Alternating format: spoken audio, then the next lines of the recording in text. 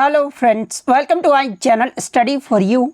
सो guys, जैसा कि आज जो आपका एसएससी एमटीएस का 8 सितंबर के सेकंड शिफ्ट का एग्ज़ाम हो गया दोस्तों, जिसका जो है मैं आपको बिल्कुल 100% एक्यूरेट आंसर के साथ जो है इस वीडियो में बताऊंगा। तो देख लेते हैं कि किस प्रकार के जो है आज आपके 8 सितंबर के सेकंड शिफ्ट के एग्ज़ाम में जो है प्रश्न पूछे गए हैं। उससे पहले एक बात और दोस्तों, कि जिन्होंने भी अगर चैनल को सब्सक्राइब नहीं किया है तो एसएससी एमटीएस एग्ज़ाम से रिलेटेड पल की अपडेट के लिए जो है चैनल को सब्सक्राइब ज़रूर कर दीजिएगा। और बगल में ही आपको एक बेल आइकन यानी घंटे का निशान भी दिख रहा होगा, तो आप उसे भी जो है ज़रूर प्रेस कर दीजिएगा। तो चलिए वीडियो को स्टार्ट करते हैं। तो आपका पहला क्वेश्चन आया था कि रुक्मणी देवी अरुणडेल का संबंध किस शास्त्रीय नृत्य से है। तो देखिए, रुक्मणी देवी अरुणडेल का जो संबंध है ना, ये आपके भरतनाट्यम नृत्य से है। तो भरतनाट्यम आपका यहाँ पे करेक्ट आंसर होगा। इसके अलावा मैं आपको बता दूं कि रुक्मणी देवी अरुणडेल को 1956 में जो है कला के क्षेत्र में पद्म भूषण और 1957 में संगीत नाटक अकादमी अवार्ड से भी जो है इन्हें सम्मानित किया गया था। इसके अलावा अगर भरतनाट्यम नृत्य की बात कर ले तो देखिए, ये जो आपका भरतनाट्यम नृत्य है ना, ये आपका तमिलनाडु राज्य का जो है एक शास्त्रीय नृत्य है। इसके अलावा मैं आपको बता दूं कि ये जो आपका भरतनाट्यम नृत्य है ना, ये आपका लगभग 2000 साल पुराना नृत्य है और भारत में सबसे पुराना जीवित शास्त्रीय नृत्य जो है ना, ये आपका भरतनाट्यम नृत्य ही है। तो ये फैक्ट भी आपको ध्यान में रखना है।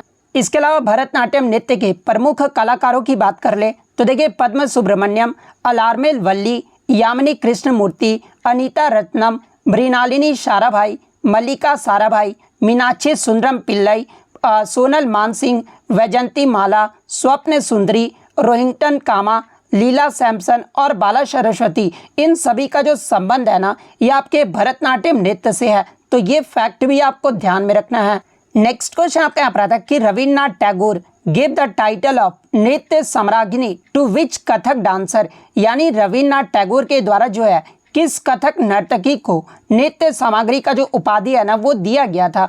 तो देखिए, रविन्द्रनाथ टैगोर के द्वारा ये जो आपकी सितारा देवी थी ना, जो कि आपके कथक नृत्य से संबंधित है, और इन्हें जो है नृत्य सामग्री का जो उपाधि है, ये रविन्द्रनाथ टैगोर के द्वारा दिया गया था। तो सितारा देवी आपका यहाँ पे करेक्ट आंसर होगा। इसके अलावा अगर सितारा देवी की बात कर ले तो देखिए, सितारा देवी को जो है 1969 में संगीत नाटक अकादमी पुरस्कार से सम्मानित किया गया था। 1973 यानी 1973 में जो है इन्हें पद्मश्री पुरस्कार से सम्मानित किया गया था और 1995 में इन्हें जो है कालिदास सम्मान से जो वो सम्मानित किया गया था।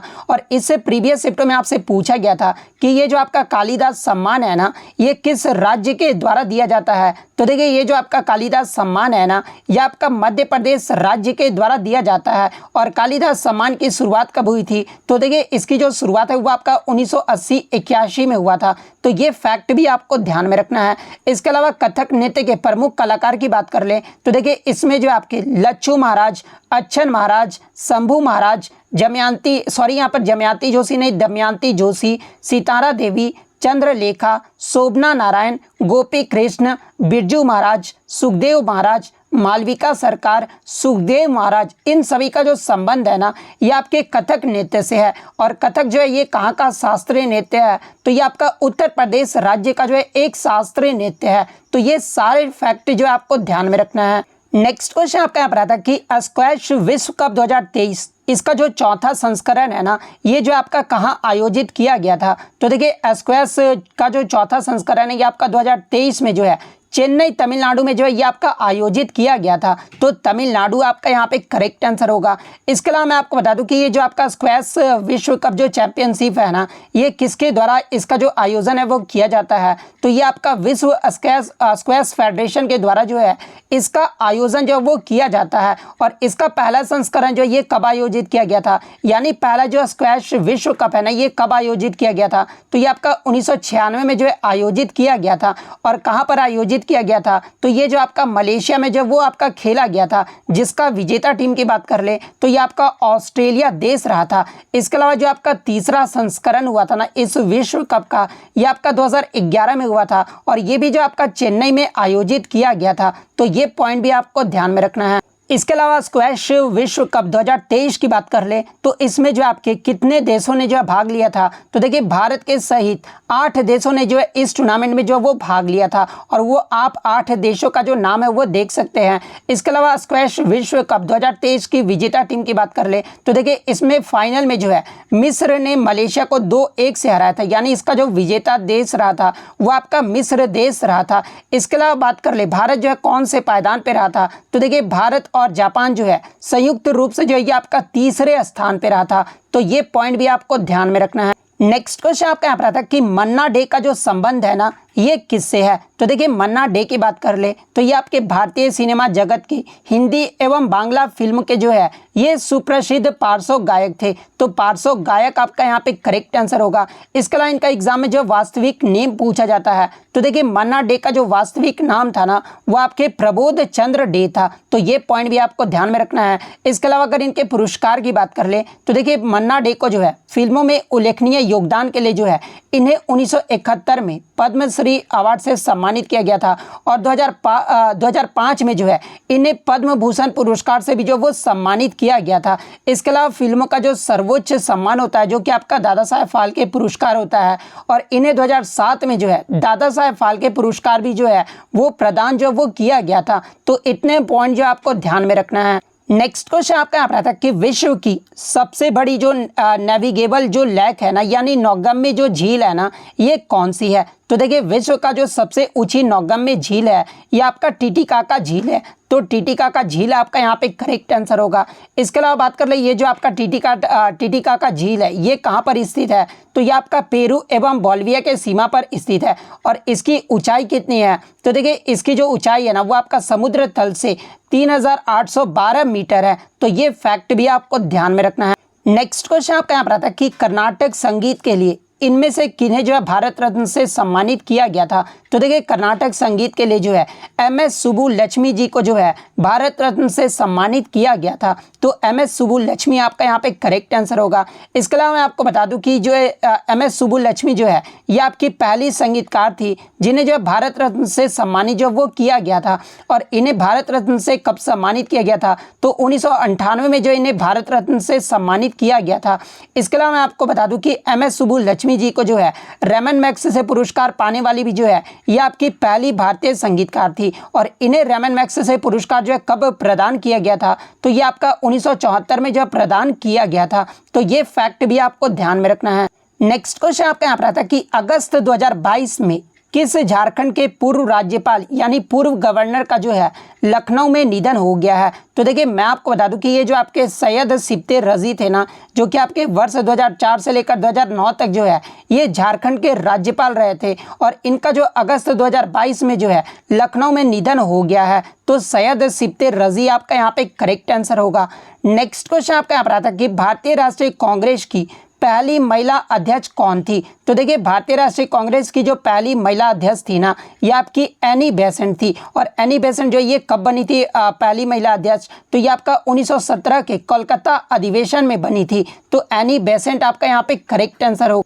और देखिए कुछ बच्चों ने क्वेश्चन ये बताया कि क्वेश्चन ये पूछा गया था कि भारतीय राष्ट्रीय कांग्रेस की पहली भारतीय महिला अध्यक्ष कौन थी, यहाँ पर जो है पहली भारतीय महिला पूछा गया था, तो देखिए अगर ये प्रश्न पूछा गया था ना कि भारतीय राष्ट्रीय कांग्रेस की पहली भारतीय महिला अध्यक्ष कौन थी, तो ये आपका सरोजनी नायडू थी और ये जो है कब बनी थी, तो देखिए सरोजनी नायडू जो है ये आपका 1925 के कानपुर अधिवेशन में जो है ये आपका कांग्रेस की जो है अध्यक्षता जो वो की थी, तो अगर ये प्रश्न पूछा गया था तो सरोजनी नायडू आपका यहाँ पे करेक्ट आंसर होगा। इसके अलावा अगर भारतीय राष्ट्रीय कांग्रेस की बात कर ले तो देखिए आईएनसी की जो स्थापना है ना ये आपका 1885 में हुआ था और ये कहाँ पर हुआ था, तो बम्बई के गोकुलदास तेजपाल संस्कृत महाविद्यालय में जो है इसका स्थापना जो वो किया गया था। और भारतीय राष्ट्रीय कांग्रेस के जो पहले अध्यक्ष थे ये आपके WC बनर्जी थे और इसमें जो है कितने प्रतिनिधियों ने जो वो भाग लिया था, तो देखिए पहले सत्र में जो है टोटल आपके 72 प्रतिनिधियों ने जो है वो भाग लिया था और दूसरा अधिवेशन कब हुआ था, तो देखिए आईएनसी का जो दूसरा अधिवेशन है ना ये आपका 1886 में हुआ था और ये जो आपका कलकत्ता में आयोजित किया गया था, जिसके अध्यक्ष जो ये किसे बनाया गया था, तो देखिए दूसरे अधिवेशन की जो अध्यक्षता है ना ये आपका दादा भाई नौरोजी के द्वारा किया गया था। इसके अलावा तीसरा जो अधिवेशन हुआ था ये आपका 1887 में हुआ था और इसकी जो ये जो है कहाँ पर हुआ था, तो ये आपका मद्रास में हुआ था और इसकी जो अध्यक्षता है ना ये आपके सैयद बदरुद्दीन तैयबजी के द्वारा किया गया था और ये जो आपके भारतीय राष्ट्रीय कांग्रेस के पहले मुस्लिम अध्यक्ष भी थे। तो ये पॉइंट भी आपको ध्यान में रखना है।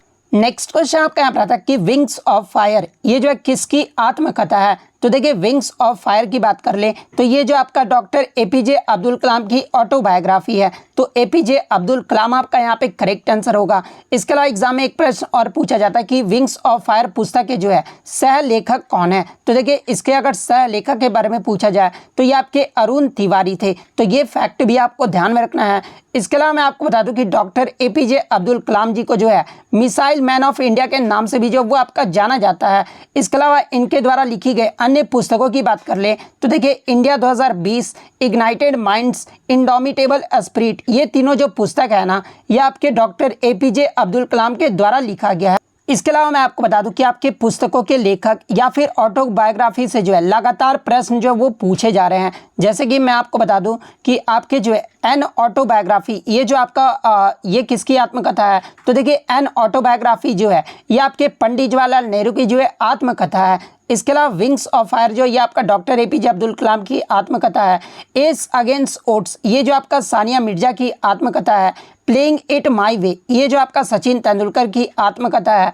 ए शॉट एट हिस्ट्री ये जो आपका अभिनव बिंद्रा की आत्मकथा है। अब देखिए ए शॉट एट हिस्ट्री ये जो आपका अभिनव बिंद्रा का आत्मकथा है, लेकिन अगर पूछा जाए कि ए शॉट एट हिस्ट्री इस पुस्तक को जो है ये किसके द्वारा लिखा गया है।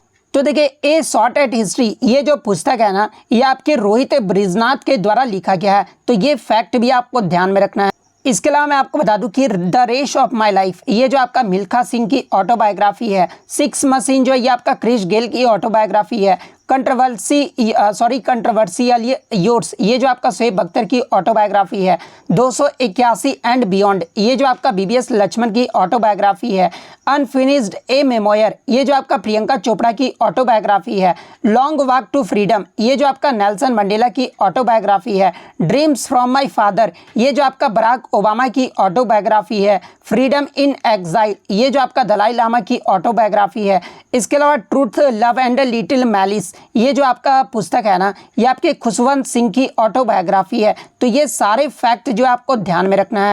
इसके अलावा माई एक्सपेरिमेंट्स विद ट्रूथ ये जो पुस्तक है ना ये आपके महात्मा गांधी जी के द्वारा लिखा गया है। How I become a Hindu ये जो पुस्तक है ना ये आपके सीताराम गोयल जी के द्वारा लिखा और प्रीवियस शिफ्टों में आपसे पूछा गया था कि cracking the code my journey in Bollywood ये जो पुस्तक है ना ये आपके आयुष्मान खुराना के द्वारा इस पुस्तक को जो वो लिखा गया है। तो ये सारे पॉइंट जो आपको ध्यान में रखना है। नेक्स्ट क्वेश्चन आपका यहाँ पर आता है कि एस अगेंस्ट ओट्स ये जो है किसकी ऑटोबायोग्राफी है। तो देखिए मैं आपको बता दूं कि आज जो आपका सेकंड शिफ्ट का एग्जाम हुआ था ना उसमें मैं आपको 100% ये गारंटी दे सकता हूं कि 20 से अधिक प्रश्न जो है वो मेरे एक्स्ट्रा फैक्ट से ही जो आपको देखने को मिले हैं। तो मैं आपको जितने भी एक्स्ट्रा फैक्ट करवाता हूँ आप जो है वो जरूर देखा कीजिए, आपको जो है बहुत ज़्यादा एग्जाम में जो है बेनिफिट मिलता है। तो देखिए ये जो आपका एस अगेंस्ट ओट्स है ना ये सानिया मिर्जा की ऑटोबायोग्राफी है। तो सानिया मिर्जा आपका यहाँ पे करेक्ट आंसर होगा। और देखिए मैं औरों की तरह जो है प्रचार नहीं करता, लेकिन जो बच्चे मेरे से पढ़ रहे हैं ना उन्हें पता है कि जितने भी एमटीएस के अभी एग्ज़ाम हो रहे हैं उनमें से 20+ जो क्वेश्चन आ रहे हैं ना वो सिर्फ मेरे एक्स्ट्रा फैक्ट से आ रहे हैं। आप प्रीवियस शिफ्टों के भी जो है प्रश्न देख लीजिएगा तब आपको जो है यकीन हो जाएगा। नेक्स्ट क्वेश्चन आपका यहाँ पर आता है कि राठवा नी घेरे जो कि आपका होली के अवसर पर इस नृत्य को किया जाता है। और ये जो आपका राठवा नी घेर जो है ना ये किस राज्य का जो है लोक नृत्य है। तो देखिए ये जो आपका राठवानी घेर यानी होली जो कि आपका रंगों का त्यौहार जिसे कहा जाता है इसके अवसर के दौरान जो है इस नृत्य को किया जाता है। और ये जो आपका राठवानी घेर है ना ये आपका गुजरात राज्य का लोक नृत्य है। तो गुजरात आपका यहाँ पे करेक्ट आंसर होगा। इसके अलावा मैं आपको बता दूं कि ये जो आपका राठवानी घेर है ना ये आपका राठवा जनजाति के द्वारा जो है इस नृत्य को किया जाता है। इसके अलावा गुजरात राज्य के अन्य लोक नृत्य की बात कर लें तो गरबा, डांडिया, भवई, तिप्पनी, पधर और हुडो ये सभी जो नृत्य है ना ये गुजरात राज्य के जो है लोक नृत्य है। नेक्स्ट क्वेश्चन आपका यहाँ पर आता है कि अनुच्छेद 21A के तहत शिक्षा का जो आपका मौलिक अधिकार या फिर मौलिक कर्तव्य जो है ना ये कितने वर्ष के बच्चों के लिए है। तो देखिए अनुच्छेद 21A के तहत जो आपका शिक्षा का जो अधिकार है ना ये आपके 6 से 14 वर्ष के बच्चों के लिए है। तो 6 से 14 वर्ष आपका यहाँ पे करेक्ट आंसर होगा। नेक्स्ट क्वेश्चन आपका यहाँ पर आता है कि 2011 की जनगणना के अनुसार सबसे कम पॉपुलेशन ग्रोथ यानी जनसंख्या वृद्धि में जो है सबसे कम जो रहा था ना, ये किस केंद्र शासित प्रदेश का रहा था।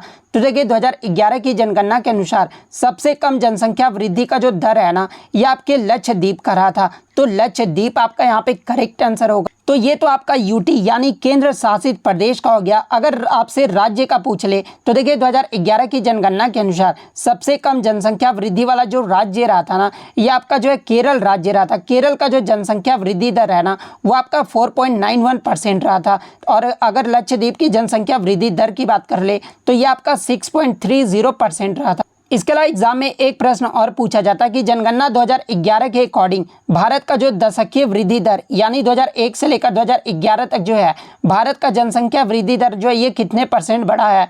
तो ये आपका 17.72% जो वो बढ़ा है। तो ये पॉइंट भी आपको ध्यान में रखना है। और अगर एग्जाम में पूछा जाए कि जनगणना 2011 के अकॉर्डिंग सबसे अधिक जनसंख्या वृद्धि दर जो है ये किस राज्य में रहा है, तो देखिए सबसे ज़्यादा जो जनसंख्या वृद्धि दर है ना, ये आपका मेघालय राज्य का रहा है। मेघालय राज्य का जो जनसंख्या वृद्धि दर का प्रतिशत है ना, ये आपका 27.95% रहा है। तो ये फैक्ट भी आपको ध्यान में रखना है। इसके अलावा एग्जाम में एक प्रश्न और यहाँ से पूछा जाता है कि जनगणना 2011 के अकॉर्डिंग किस राज्य का जो जनसंख्या वृद्धि दर है ना, ये आपका निगेटिव यानी माइनस में रहा है। तो देखिए जनगणना 2011 के अकॉर्डिंग नागालैंड राज्य का जो जनसंख्या वृद्धि दर है ना, ये आपका माइनस में रहा है। और कितना रहा है, तो -0.58% रहा है। तो ये फैक्ट भी आप ध्यान में रखिएगा।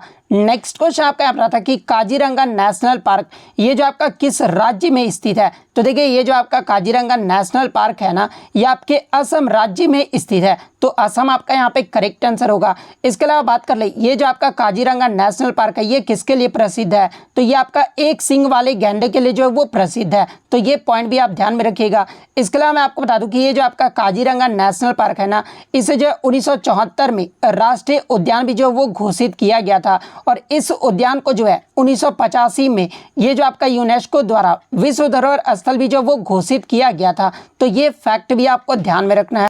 इसके अलावा असम के अन्य महत्वपूर्ण राष्ट्रीय उद्यान की बात कर ले तो देखिए नमेरी राष्ट्रीय उद्यान, ओरंग राष्ट्रीय उद्यान, मानस राष्ट्रीय उद्यान, डिब्रू सिखोवा राष्ट्रीय उद्यान, ये सभी जो राष्ट्रीय उद्यान है ये आपके असम राज्य में स्थित है। और इससे प्रीवियस शिफ्ट में आपसे पूछा गया था कि सुंदरवन डेल्टा जो कि आपका पश्चिम बंगाल में है, ये जो इसमें जो है कौन से वन पाए जाते हैं। तो देखिए सुंदरवन डेल्टा में जो है ये आपके मैंग्रोव वन जो है वो पाए जाते हैं। तो ये फैक्ट भी आप ध्यान में रखिएगा। नेक्स्ट क्वेश्चन आपका यहाँ पर आता है कि एक या एक से अधिक राज्यों का राज्यपाल हो सकता है, यानी राज्यपाल को जो प्रावधान है ना, ये किस अनुच्छेद में वर्णित है। तो देखिए मैं आपको बता दूं कि एक या एक से अधिक एक राज्यपाल जो है वो हो सकता है एक अधिक राज्यों का भी। और ये जो आपका अनुच्छेद 153 के तहत जो वो वर्णित है। तो अनुच्छेद 153 आपका यहाँ पे करेक्ट आंसर होगा। इसके अलावा राज्यपाल के अन्य अनुच्छेद की बात कर ले तो देखिए अनुच्छेद 154 में जो है राज्यपाल के कार्यपालक शक्ति के बारे में बताया गया है।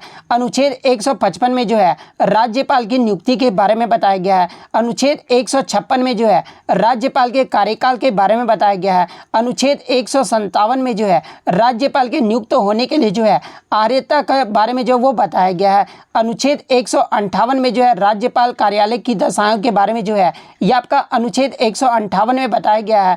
राज्यपाल द्वारा शपथ ग्रहण के बारे में जो है यह आपका अनुच्छेद 159 में बताया गया है। इसके अलावा एग्जाम में एक प्रश्न और पूछा जाता है कि संविधान के किस अनुच्छेद के तहत जो है राज्यों के राज्यपाल को जो है अध्यादेश जारी करने का अधिकार जो वो दिया गया है। तो देखिए संविधान के अनुच्छेद 213 के तहत जो है राज्यों के राज्यपाल को अध्यादेश जारी करने का जो अधिकार है वो दिया गया है। तो ये अनुच्छेद भी आपको ध्यान में रखना है। इसके अलावा राज्यपाल बनने की जो न्यूनतम उम्र है वो कितनी होनी चाहिए। तो देखिए किसी भी राज्य का राज्यपाल बनने के लिए जो न्यूनतम उम्र है ना, ये आपका 35 वर्ष होना चाहिए। तो ये सारे फैक्ट जो है आपको ध्यान में रखना है। नेक्स्ट क्वेश्चन आपका यहाँ पर आता है कि स्वर्ण जयंती शहरी रोजगार योजना ये जो है इस योजना को जो है कब शुरू किया गया था। तो देखिए स्वर्ण जयंती शहरी रोजगार योजना को जो है ये आपका 1 दिसंबर 1997 को जो है शुरू किया गया था। तो 1 दिसंबर 1997 आपका यहाँ पे करेक्ट आंसर होगा। और देखिए इस योजना का जो मुख्य उद्देश्य था ना, वो भारत के शहरों और कस्बों में शहरी गरीबों को लाभकारी रोजगार जो वो प्रदान करना था। तो ये फैक्ट भी आपको ध्यान में रखना है। नेक्स्ट क्वेश्चन आपका यहाँ पर आया था कि 2021-22 FIH hockey rising star of the year का जो खिताब है ना, ये किसने जीता है? तो देखिए 2021-22 में FIH hockey rising star of the year का जो खिताब है ना, ये भारत के मुमताज खान ने जीता है। तो मुमताज खान आपका यहाँ पे करेक्ट आंसर होगा। नेक्स्ट क्वेश्चन आपका यहाँ पर आता है कि भारत में आर्म्स एक्ट जो है ये किस वर्ष लागू हुआ था? तो देखिए सबसे पहले हम लोग जान लेते हैं कि आर्म्स एक्ट होता क्या है। तो देखिए इस एक्ट के अकॉर्डिंग भारतीयों के लिए बिना लाइसेंस के हथियार रखना जो है वो आपका आपराधिक अपराध जो वो माना गया था। और ये सिर्फ जो आपका एक्ट था ना, ये आपका भारतीय के लोगों के लिए था। और ये जो आपका अधिनियम था ना, ये आपका अंग्रेजों पर जो वो लागू नहीं हुआ था। और ये जो किस वर्ष लागू हुआ था? तो ये आपका 1878 में जो वो लागू हुआ था। तो 1878 आपका यहाँ पे करेक्ट आंसर होगा। और किसके द्वारा जो है ये लागू किया गया था? तो ये आपका लॉर्ड लिटन के कार्यकाल में जो है इसे लागू किया गया था। इसके अलावा मैं आपको बता दूं कि लॉर्ड लिटन के द्वारा ही जो है आपका वर्नाकुलर प्रेस एक्ट जो है वो आपका लागू जो है वो किया गया था। नेक्स्ट क्वेश्चन आपका यहाँ पर आता है कि अजमेर शरीफ ये जो है किस प्रसिद्ध सूफी संत का जो है ये दरगाह है? तो देखिए अजमेर शरीफ की बात कर ले तो ये आपका ख्वाजा मोइनुद्दीन चिश्ती का जो है ये दरगाह है। तो ख्वाजा मोइनुद्दीन चिश्ती आपका करेक्ट आंसर होगा। इसके अलावा बात कर ले इस दरगाह का जो निर्माण है ये किसके द्वारा करवाया गया था? तो देखिए अजमेर शरीफ दरगाह का जो निर्माण है ना, ये मुगल साम्राज्य के शासन के दौरान हुमायूं के द्वारा जो इसका निर्माण जो है वो करवाया गया था। तो ये फैक्ट भी आपको ध्यान में रखना है। नेक्स्ट क्वेश्चन आपका यहाँ पर आता है कि अमनप्रीत सिंह ने ISSF 2023 में कितने मीटर शूटिंग के लिए जो है ये गोल्ड जीता है? तो देखिए अमनप्रीत सिंह की बात कर ले तो इन्होंने ISSF 2023 में जो है 25 मीटर राइफल में जो है ये गोल्ड जो है वो जीते हैं। तो 25 मीटर आपका यहाँ पे करेक्ट आंसर होगा। नेक्स्ट क्वेश्चन आपका यहाँ पर आता है कि विच income calculation method summing up expenses, यानी आमतौर पर एक वर्ष के भीतर घरों, फर्मों और सरकार द्वारा किए गए सभी खर्चों को जोड़कर जो है राष्ट्रीय आय की जो गणना है ना, ये किस विधि के द्वारा किया जाता है? तो देखिए ये इसकी जो गणना है ना, ये आपके व्यय विधि यानी एक्सपेंडिचर मेथड के द्वारा जो वो किया जाता है। तो एक्सपेंडिचर मेथड आपका यहाँ पे करेक्ट आंसर होगा।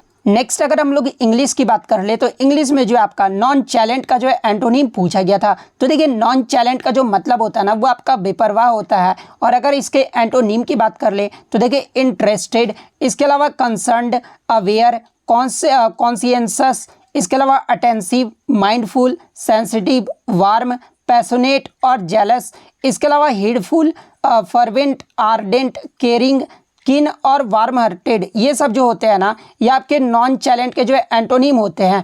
और आपके ऑप्शन में जो है केयरिंग जो है वो दिया गया था। तो केयरिंग जो आपका यहाँ पे करेक्ट आंसर होगा। नेक्स्ट अगर बात कर ले तो ग्रीफ का जो है सिनोनिम पूछा गया था। तो देखिए ग्रीफ का जो मतलब होता है ना, वो आपका दुख होता है। और अगर इसके सिनोनिम की बात कर ले तो sorrow, anguish, heartbreak, agony, hurtage, guilt और पेन होता है इसका। तो ऑप्शन में जो आपका पेन दिया गया था, तो पेन आपका यहाँ पे करेक्ट आंसर होगा। इसके अलावा अगर वन वर्ड सब्स्टिट्यूशन की बात कर ले तो वन वर्ड सब्स्टिट्यूशन में आपका आया था कि the killing of a king और क्वीन, यानी जो आपके राजा और रानियों की जो हत्या करते हैं उन्हें क्या कहा जाता है? तो देखिए जो राजा और रानियों की हत्या करते हैं ना, उसे जो है रेजिसाइड जो है वो कहा जाता है। तो रेजिसाइड आपका यहाँ पे करेक्ट आंसर होगा। नेक्स्ट एक आपका वन वर्ड सब्स्टिट्यूशन से आया था कि a rich person who helps the poor and those in need especially by giving money, यानी दान आदि के द्वारा जरूरतमंदों की सहायता करने वाले व्यक्ति को जो है क्या कहा जाता है? तो देखिए दान आदि के द्वारा जरूरतमंदों की सहायता करने वाले व्यक्ति को जो है ये आपका फिलैंथ्रोपिस्ट यानी परोपकारी व्यक्ति जो है वो कहा जाता है। तो फिलैंथ्रोपिस्ट आपका यहाँ पे करेक्ट आंसर होगा। इसके अलावा जो है ये आपका एट आर्म्स लेंथ का जो है आइडम पूछा गया था। तो देखिए एट आर्म्स लेंथ का जो आइडम होता है ना, यानी मतलब जो होता है वो आपका परहेज करना होता है। तो इतने क्वेश्चन जो है आज मुझे बच्चों के द्वारा मिले हैं जो कि 100% रियल और ऑथेंटिक है। तो अगर वीडियो अच्छी लगी हो तो वीडियो को जो है लाइक ज़रूर कर दीजिएगा। और इसी तरह रियल एनालिसिस पाने के लिए जो है चैनल को सब्सक्राइब ज़रूर कर दीजिएगा। तो मिलते हैं नेक्स्ट वीडियो में, तब तक thank you, all the best.